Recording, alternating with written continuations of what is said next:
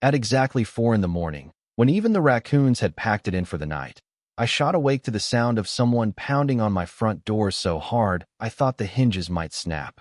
Heart racing, I stumbled to the window, and there she was, Karen. Yeah, that Karen, our self-appointed HOA queen, dressed like she'd just stepped off a red carpet, flanked by 2 overdressed guests, who looked like they'd rather be anywhere else.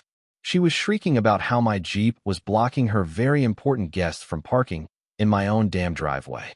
And before I can even fully register, the absurdity, red and blue lights splash across my yard. Karen had actually called 911 over a parking spot at 4 a.m. The officer steps out looking like this was his 4th Karen encounter of the week. He asks if the Jeep's mine. I nod, and he smirks like he already knows it's nonsense. Karen tries to spin it, citing emergency hospitality codes, waving her finger in my face, dropping HOA bylaws like scripture.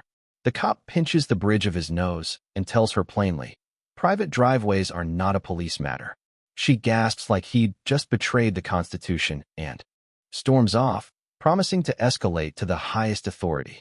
By sunrise, the whole street is buzzing. Neighbors ask if she really called the cops. Some laugh, some warn me. Karen doesn't forget. Grudges. Sure enough, by noon there's talk of an emergency HOA meeting. I dust off the old binder of HOA bylaws, highlight the section that makes it crystal clear: driveways are private property. That night, the clubhouse is packed. Karen's up front, smug as a cat with cream, painting me as the selfish villain destroying community harmony.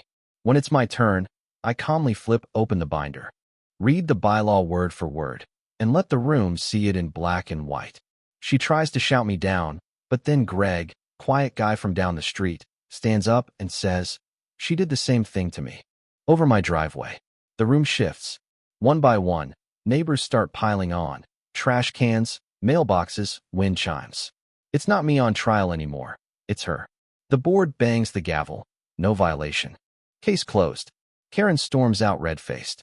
I should have felt relief, but I knew better. Sure enough, the next morning a neon violation notice is taped to my door, something about my Jeep being parked too long. Next day, another. Tire marks on driveway concrete. I nearly laugh. It's clear, she's trying to bury me in paperwork. So I fight back. Cameras go up around my property. First night, I catch her creeping around with a flashlight, inspecting my yard. When she spots the red camera light, she scurries off. I label the file Karen Midnight Patrol. Then comes her big move. She throws a party and directs her guests to park in my driveway again. But I'd already installed steel bollards that morning. First guest tries to pull in, stops short, reverses into the street. Chaos unfolds. Cars blocking hydrants, tow trucks arriving, neighbors filming. When Karen storms over, she slips on the curb. Yeah, that happened. The crowd roars with laughter. Her reputation cracks. Right there. But she's relentless. More notices, more threats, ranting in the neighborhood group chat. And then, the twist, she tries to buy the vacant lot next door to turn it into community parking. I can't let that happen. I pull strings and snag the lot myself. When she finds out, she loses it, screaming at me in the street. I just show her the deed and smile. Within a week, I've got a fence up and motion-activated sprinklers installed. Her guests get blasted with ice-cold water trying to cut through. Neighbors start making memes. Karen in scuba gear, Karen's guests in rafts. The mood has shifted. People aren't scared anymore. They're laughing. Still, she won't quit. She drags me to court, claiming I've obstructed community harmony and caused her emotional distress. Her lawyer barely hangs on as I roll out my binder, video evidence, testimonies from Greg and half the neighborhood. The judge doesn't even blink. Case dismissed, warns her about harassment. Even threatens sanctions if she keeps it up. Walking out, I get a round of applause from neighbors who used to tiptoe past her house in fear. But she still tries. Flyers, anonymous notes. Late-night drive-bys. Cameras catch her every time. Eventually, the cops show up again, but this time not for me. They hand her papers, load her into the cruiser. Turns out, after months of reports, she's been cited for harassment and misuse of emergency services. Stripped of HOA power, barred from contacting me or anyone else she's targeted. The silence after that? Sweet. Kids started playing. Basketball in my driveway. Greg shook my hand and said, "It wouldn't have happened if you hadn't stood firm." And then came the moving truck. No dramatic speech, no final power play, just gone. We threw a real neighborhood party, Jeep-shaped cake and all. That night, I parked my Jeep on the edge of her old driveway, raised a soda bottle, and for the first time, felt peace settle over the block.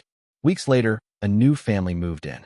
Kids playing, parents waving, everyone actually enjoying the neighborhood again.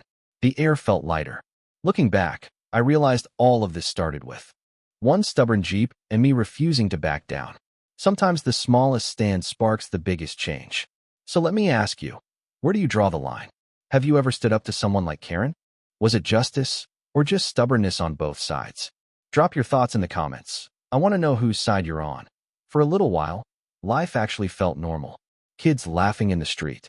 New neighbors waving from their porch. Me sipping coffee on mine without bracing for a neon notice taped to the door. I'd walk past Karen's old house. Empty, blinds drawn, and sometimes wonder if, maybe, just maybe, the war was really over. But deep down, I knew better. You don't spend years running a neighborhood like a petty dictatorship and then just vanish without leaving behind landmines. And sure enough, the first crack showed up one Saturday morning when a letter slid into my mailbox. Anonymous, no return address, typed in bold. Enjoy your little victory while it lasts. The HOA isn't done with you. Now, most folks would crumple that up and move on, but I've learned that ignoring smoke usually means you miss the fire creeping up behind you. So I tucked the letter into a folder I'd started calling my Karen Chronicles, and I wait. Couple of weeks later, boom, the board announces a special election to fill her vacant seat. You already know who threw their hat. In the ring, her cousin, Patricia. Same smug smile, same perfume cloud you could smell from 50 feet away. Only this one had a law degree and a sharper tongue. At first, I figured nobody would vote for her after what went down. But here's the thing about power. It has this weird way of crawling back when you think you've buried it. Patricia starts working the neighborhood like a politician, promising lower dues, fixing the pool, organizing barbecues. And people buy it. Suddenly, I'm the guy who caused all that drama last year, while she's out there shaking hands and kissing babies. You know what I mean? So I show up at the election night meeting, binder in hand like always, and watch as she takes Karen's old chair at the front. The grin she gives me says it all. This isn't over. And she wastes no time. First week in, I get slapped with 3 new violations. Fence color not HOA approved, sprinklers creating water waste, Jeep visible from the street overnight. Same old playbook, just a different name on the letterhead. I thought about fighting back the usual way, but here's the twist. I wasn't alone anymore. Greg, the quiet neighbor who once spoke up at the clubhouse, knocks on my door one evening. "She's after you. She'll be after the rest of us," he says. Turns out Patricia had already started pestering him about his shed and another neighbor. About their Christmas lights. For the first time, the neighborhood wasn't just watching from the sidelines. They were ready to stand with me. So we formed what I can only describe as a resistance. Weekly coffee meetings at my kitchen table, everyone bringing their violation notices, comparing notes, building a case. One woman, Linda, even brings a folder thicker than mine. Years of fines Karen had buried her under. And suddenly, the fight doesn't feel like me versus the HOA anymore. It's us versus a system that had been running unchecked for years. But Patricia was slick. Instead of blowing up like Karen, she played the long game. She started sneaking amendments into meetings, rewriting bylaws in vague legalese that nobody understood until it was too late. I caught one clause that basically gave the board power to temporarily reassign private property in emergencies. Sound familiar? Yeah, it was Karen's Jeep crusade, just dressed up in fancier words. That's when I decided to up the game. We hired a lawyer, not just any lawyer, but a retired HOA attorney named Martin who lived 2 streets over. He'd kept his head down through Karen's reign. But once he saw Patricia's tactics, he was in. He taught us how to file counterclaims, how to demand transparency in financial records, how to make every sneaky move backfire in public. And here's where it gets wild. At one heated meeting, Patricia tries to railroad through a motion about emergency access easements. Martin stands up, calm as stone, and says, "Actually, according to Statute 720.306, subsection 4. And just like that, the whole room tilts. She stammers. The board president looks lost. Neighbors murmur. It was the first time the HOA looked scared of us instead of the other way around. But victories like that don't come free. Patricia retaliates by pushing for a special assessment, basically a surprise bill for community improvements. Thousands of dollars due in 30 days. For some families, that was grocery money for months. Neighbors panicked. Some even begged me to just back down. And I'll admit, I thought about it. Sitting at my kitchen table, staring at that bill, I wondered if maybe I'd dragged everyone into a war they couldn't afford. Then came the twist I never saw coming. One of Patricia's so-called allies, a board member named Howard, slipped me a flash drive at the grocery store.